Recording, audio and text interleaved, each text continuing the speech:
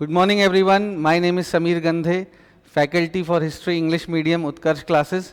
आज जो हमारा टॉपिक होने वाला है वो हिस्ट्री से तो संबंधित है ही, it is also related to current affairs. How? This topic is known as silk route and the one belt and one road initiative. Now जो सिल्क रूट है वो हिस्ट्री से रिलेटेड है, and this one belt one road initiative is related to the current scenario जो कि आज दुनिया में चल रहा है. एक इमेज भी आपको यहाँ दिख रही होगी, मुझे लगता है काफ़ी लोगों ने इनको रिकग्नाइज कर लिया होगा. इनकी इमेज यहाँ क्यों लगी है वो अपन आगे देखेंगे. All right, so let's start. All right, सबसे पहले अपने को ये समझना है कि सिल्क रूट था क्या. उसके लिए हमने थोड़ा सा इतिहास में पीछे जाना पड़ेगा, हिस्ट्री में पीछे जाना पड़ेगा to the 2nd century BC. All right, 2nd century BC में जो चाइना था वहां पर एक नई डायनेस्टी एस्टैब्लिश हुई जिसका नाम था Han dynasty. All right, what was the name? Han dynasty. Now this dynasty was very pro trade, बहुत प्रो ट्रेड थी. ये चाहती थी कि ट्रेड जो है वो इंक्रीज हो. उसके अलावा China was a big producer of raw silk. Silk बहुत बनता था चाइना में, और धीरे धीरे यही सिल्क जो है वो यूरोप में डिमांड में आने लगा. यूरोपियंस इसको डिमांड करने लगे, और ये जो पूरा ट्रांसपोर्टेशन का प्रोसेस था चाइना और चाइना से लेकर यूरोप तक, और बीच में जितने भी नोडल पॉइंट्स थे वो सब मिला के बनता है सिल्क रोड या सिल्क रूट. अब ध्यान रहिए, कोई एक ऐसी रोड नहीं है जो सीधी जा रही है. All right, this is not a road which goes like this. This is more of a route. ये एक ज्यादा रूट था जिसके कई सारे नोडल पॉइंट्स थे. I hope you are understanding. कई सारे नोडल पॉइंट्स थे. नो डाउट ओरिजिन चाइना से था, और जो एंड पॉइंट था it was in Europe. But बीच में कई सारे नोडल पॉइंट्स थे जहां पर मर्चेंट्स इनको ट्रेड किया करते थे. अलग अलग चीज़ों की सिल्क की प्रोसेसिंग हुआ करती थी. चाइना से रॉ सिल्क निकलता था और यूरोप में जो पहुंचता था that was processed final usable silk. तो ये पूरा एक नेटवर्क बन गया. ये जो पूरा रूट था कई देशों से होते हुए निकलता था, इंक्लूडिंग इंडिया. इस समय इंडिया पर सेंट्रल एशियन रूलर्स का रूल था, जैसे कि Indo Greeks, Shakas, Kushans.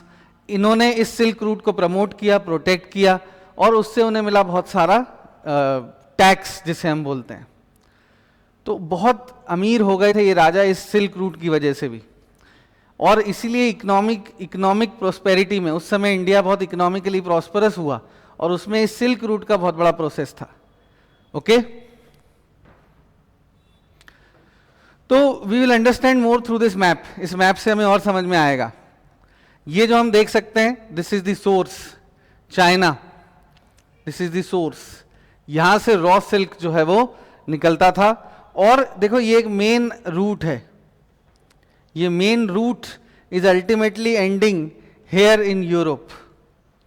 But you can understand कि इसके कई सारे नोडल पॉइंट्स हैं, और कई सारे पॉइंट्स इंडिया से होकर भी गुजरते हैं, है ना. पाटलिपुत्र, तामलुक, मथुरा. तो एक्चुअली होता क्या था, चाइना से जो सिल्क आता था उसको प्रोसेस किया जाता था इंडिया में, और फिर इंडियन मर्चेंट इसको आगे लेके जाते थे, और फिर फाइनली ये यूरोप में पहुंचता था. तो this was the silk route. I hope you understand. पर अब how this silk route is affecting us today, चलो भाई, तो इसकी कहानी को हम आगे समझेंगे. अब now what is happening, China इस पूरे रूट को रीएस्टैब्लिश करना चाहता है. चाइना जो है इस पूरे रूट को रीएस्टैब्लिश करना चाहता है, और वो इस रूट को रीएस्टैब्लिश कैसे करेगा? By this initiative which is known as the one belt and one road initiative. Now let us understand this further. China ऐसा क्यों करना चाहता है? इसको ये क्यों रिविजिट करना चाहता है या रिवाइव करना चाहता है इस रूट को? इसके कई सारे कारण हैं. Obviously China has its plan of economic domination. China दुनिया को इकोनॉमिकली डोमिनेट करना चाहता है. China wants to replace USA as the world's super power, world's economic super power. आज चाइना जानता है कि दुनिया इकोनॉमिक पावर पर चलती है, इकोनॉमिक पावर से ही मिलिट्री पावर आती है, तो economic power is necessary and China wants to dominate the world in terms of economic power. इसके कल्चरल एलिमेंट्स भी हैं। चाइना जो है it wants to spread the Chinese culture, China जो है वो अपने कल्चर को भी दुनिया भर में स्प्रेड करना चाहता है। ऑलराइट, एंड एक नेगेटिव जो एस्पेक्ट इस one belt one road initiative का है वो है चाइनीज फाइनेंस। इस इंस्ट्रूमेंट के चलते चाइना जो है वो लोन्स वगैरह देता है, चाइना लोन्स देता है देशों को इंफ्रास्ट्रक्चर डेवलप करने के लिए। पर आज हमने ये देखने को मिल रहा है कि जब जो देश हैं ये लोन वापस नहीं चुका पाते तो चाइना उस इंफ्रास्ट्रक्चर को ओवरटेक मतलब अपने अंडर ले लेता है। ऑलराइट, तो ये इसका एक नेगेटिव डायमेंशन है, there is no doubt about it.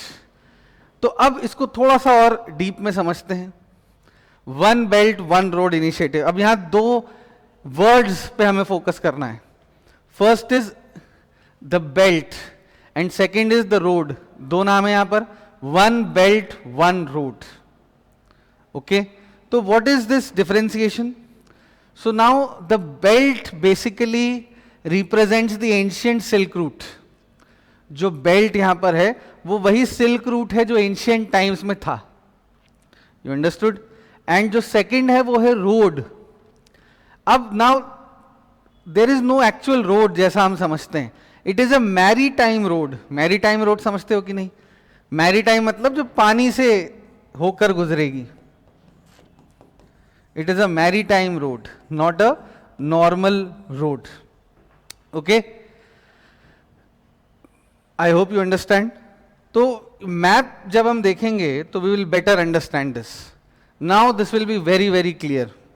ये जो ब्लैक में you can see this is the belt, it resembles the ancient silk route. ये सिल्क रूट को रिजेंबल करता है। और नीचे आपको देख रहा होगा ब्लू में ये Indian ocean, this is the Indian ocean, this is the road, but not any road, this is the maritime silk road. तो इन दोनों को मिलाकर बनता है belt and road initiative, BRIOBOR। Okay, I hope you get it. अब एक image हमने देखी थी अपने पहले प्रेजेंटेशन में, तो मुझे लगता है कि काफी लोग पहचान गए होंगे कि ये कौन है। ये हैं चाइना के राष्ट्रपति, president of China Xi Jinping. अब ये क्यों इंपॉर्टेंट है? क्योंकि यही वो व्यक्ति हैं जिन्होंने BRI या OBOR इनिशिएटिव को एनविजन किया है। OBOR या BRI is a brain child of Xi Jinping. माना जाता है कि मेओ जेडोंग के बाद, जो कि चाइना के फाउंडर थे, कम्युनिस्ट पार्टी के फाउंडर थे, he is the strongest leader जो चाइना में उभर के आए हैं।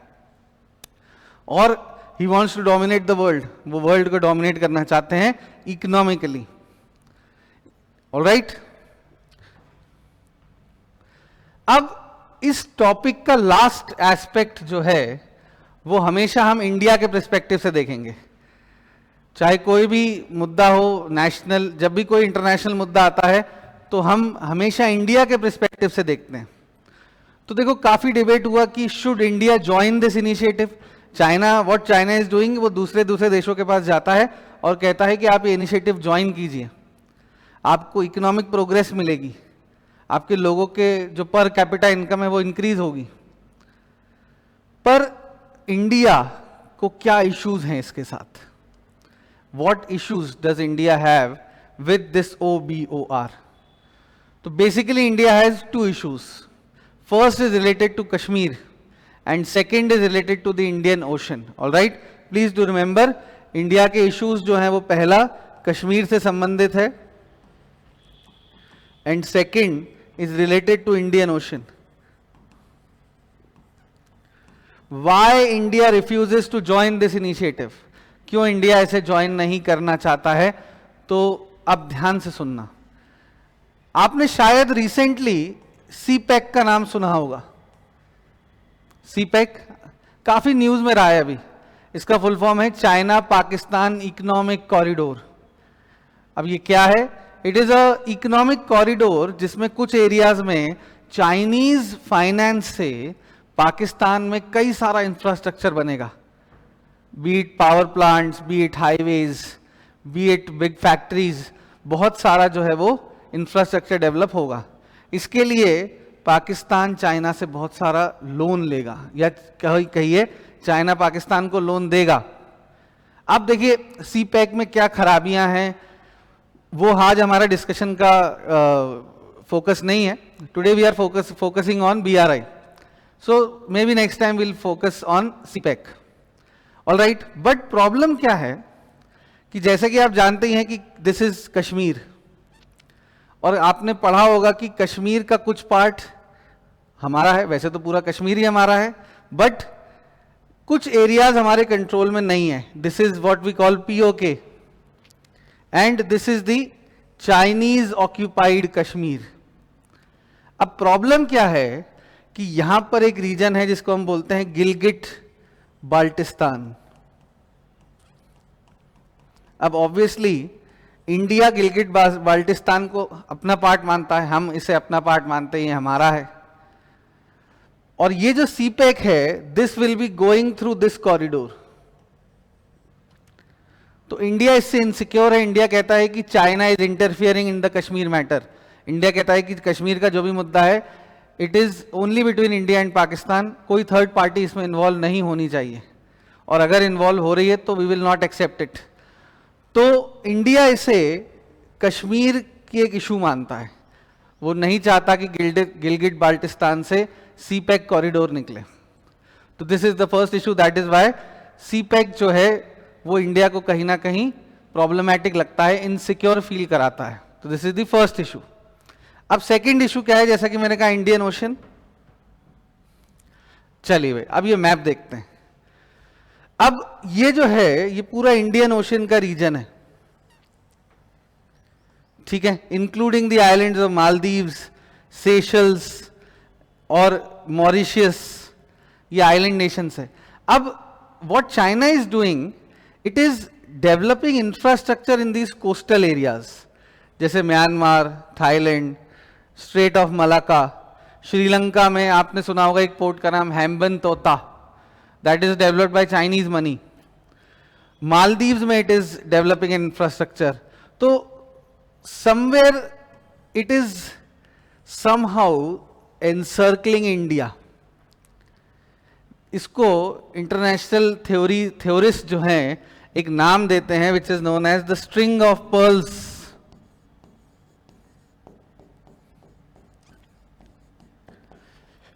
चाइना इंडिया को एक स्ट्रिंग ऑफ पर्ल्स पहना रहा है, वो उसको घेर रहा है, और ये सब हो रहा है इस road, this maritime silk road के चलते। तो इसलिए India is very very insecure about this. तो I hope you have enjoyed this small discussion we are having, and in the future we'll discuss various aspects relating to this